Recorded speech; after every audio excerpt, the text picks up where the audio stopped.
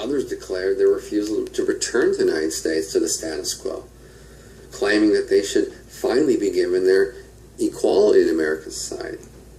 As one soldier wrote, quote, I went into the army a nigger, I'm coming out as a man. Well, like I mentioned at first, there are very few African American civilians working in the war industry. And they will be the last ones fired. They'll be the last ones hired and the first ones fired. Well, eventually, the President of the United States will issue a executive order prohibiting discrimination. Well, that doesn't mean the violence comes to an end. In defense plants all over this country, when African Americans will be hired, white workers will go on strike. When African American workers are promoted to better jobs like welder or riveter, the white workers will go on strike. This happened throughout the United States, not just in the South. Well, the Packard Motor Company in Detroit, I can say the white workers of the Packard Motor Company in Detroit, went on strike to protest the hiring of 4 black women. And once again, in the African American press, these were known as hate strikes. In the Alabama dry docks in 43, 12 African American workers were promoted to the position of welder, and the workers went on strike. Well, the Alabama Dry Dock Company was so important for the war effort that FDR sent in federal troops, about 6,000, to ensure that the strike came to an end. Well, the negotiations behind the closed doors resulted in those African American welders being reassigned. Well, this happens all over the country. In Philadelphia, 8 African Americans were promoted to trolley drivers. Well, so the white trolley drivers went on strike. The entire mass transit organization came to a loud screeching halt. So Roosevelt sent in 8,000 troops to ensure their mass transportation system continued, and Roosevelt told the white strikers that if they don't get back to work, their draft deferment will be ended and they'll be drafted. Well, despite those conflicts, the war years marked the beginning of a significant period of economic advance for African Americans. In a nutshell, they left the domestic service industry and became skilled members in the American workforce. The number of African Americans employed rose, well, about 400% in defense contractors, or I should say in factories, from 60 to about 300,000. And one survey in 1944 found that about 20% of federal employees were black. These are jobs that pay traditionally better and are much more secure. With more and more opportunities, with the work getting better, with the jobs increasing, the average earnings of black workers doubled during the war. A good example is a woman named Sybil Lewis. Sybil Lewis began her career as a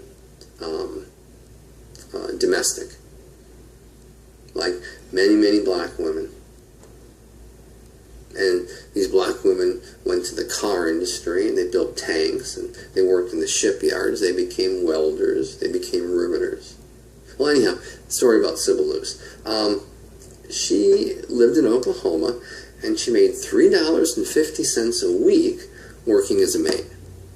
Well, she decides to move to Los Angeles to try to seek a position in one of those factories that produced material for the war effort. Well, she found a job as a riveter with Lockheed.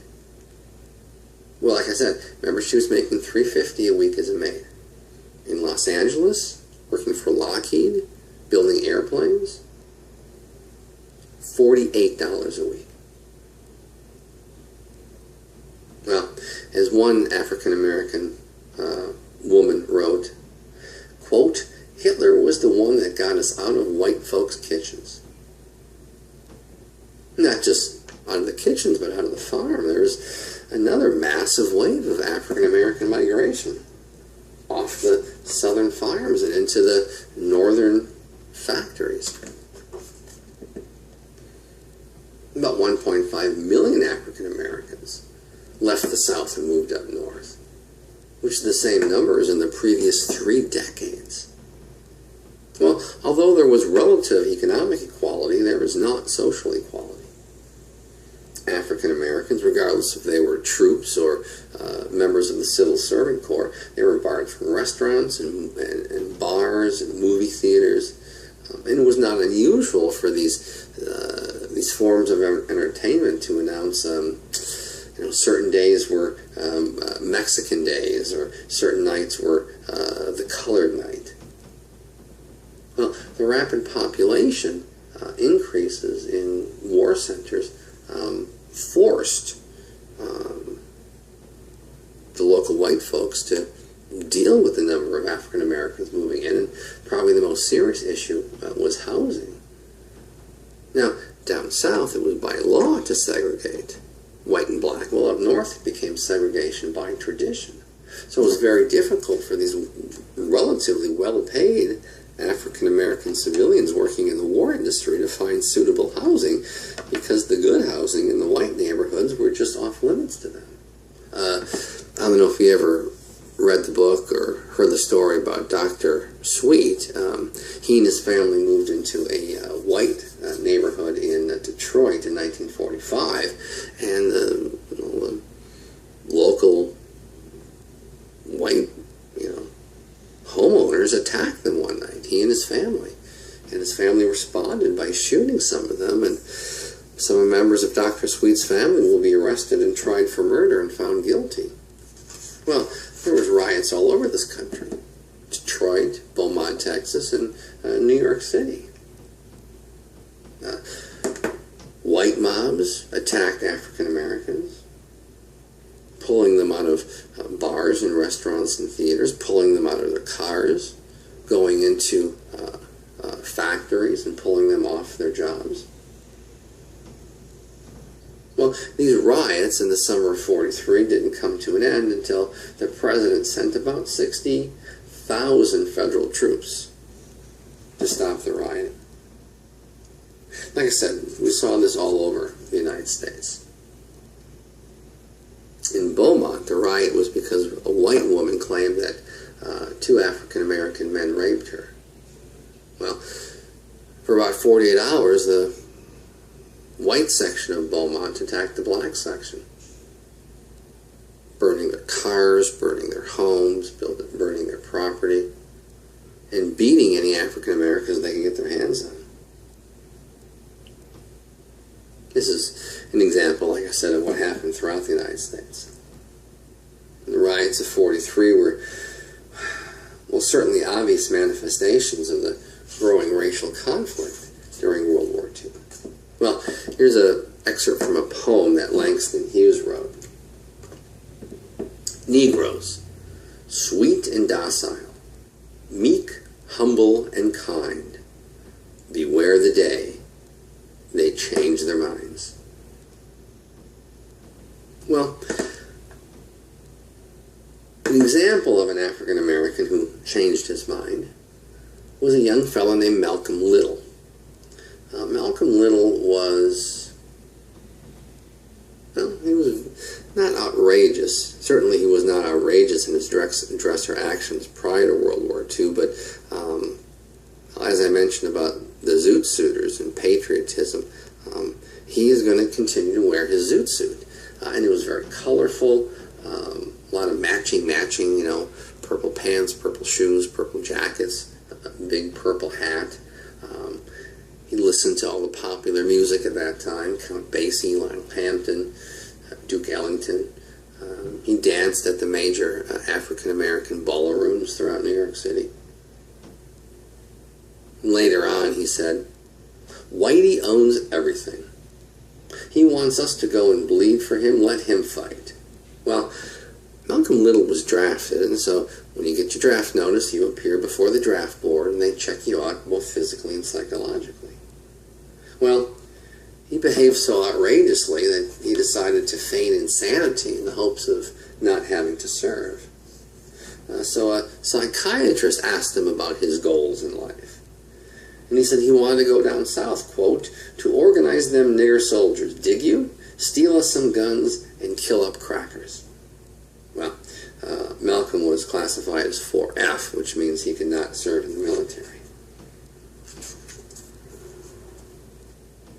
Well, federal government's response to African American demands for further civil rights, well, it's pretty limited. There were a few exceptions. Republican running for president, Wendell Willkie, talked about if he became president, he would order the immediate desegregation of the U.S. military. Although Roosevelt privately believed in desegregation, publicly he did not support it because he was afraid of losing support amongst both Southern voters and the war industry down south. Well, the War Office produced a number of publications in their support of promoting African Americans in the war. One was called Negroes in the War. Negroes in the War didn't just only stress the progress of African Americans, but also contracted the ideology between the United States and Nazi Germany. In a nutshell, arguing that African Americans have a better life and more freedom than they do if the U.S. loses under a German government, and that in the future African Americans will be granted more and more freedoms, more and more equalities. Well, Negroes in the War were the first book. There was Henry Brown, Farmer, Negro Colleges in Wartime, The Negro Soldier, The Negro Sailor, and probably the most important about African Americans working in the wartime industry is called Teamwork. And more white people publicly came out in support of social equality and desegregation. And like I mentioned, probably the most well-known was the Republican presidential candidate in 1940, Wendell Willkie. Well, these books that the federal government printed, Negroes in the War, The Negro Sailor, Teamwork, Negro Colleges in Wartime, etc., they're going to be used in court cases that will strike down segregation. They're certainly going to be used, probably most famously, in the Brown decision in '54. They're going to be used in the Smith v. Allwright in 1944, in which the Supreme Court will strike down the all-white primaries here in Texas. The idea was if only white people could vote in the primaries, then only white people would be elected. Well, interracial organizations, civil rights organizations, especially those of students, met in Chicago in 1942, and they created an organization called the Congress of Racial Equality, CORE. CORE is going to play an important role when we talk about the civil rights movement, especially in the 1960s. Well, CORE was established by a whole bunch of folks, one named James Farmer. Remember him. He's going to, like I said, he's going to do some pretty important stuff in the 60s. CORE adopted the nonviolent ways of Gandhi, and one of their main weapons was the sit-in, going to restaurants, going to theaters, going to any public space that was segregated, and they would just sit there. Well, this is going to be the sit-ins will be a very important part of the civil rights movement, especially starting in 1960. Well, what do we got? We have economic equality. The president issued several executive orders, primarily one that said in wartime industries, owners of these factories or these shipyards could not discriminate economically, that all welders will be paid the same regardless of the race. All secretaries will be paid the same regardless of the race. And second, we have military opportunities. There were very, very, very, very, very few African Americans in the Army prior to World War II. And I think I mentioned there was just a tiny handful of officers, 5 or 6, and the majority of them were chaplains. Certainly they were unequal in American society. And once again, like, they did during the Civil War, they did during the Spanish-American War, they did during World War I, they proved themselves on the battlefield to be courageous and brave and full of patriotism. And after all these previous wars, after the Civil War, after the Spanish-American War, after World War I, African-American leaders said, we've proven ourselves, now we want our equality. And so after World War II, it's going to be the same thing. It's really not going to happen, not immediately.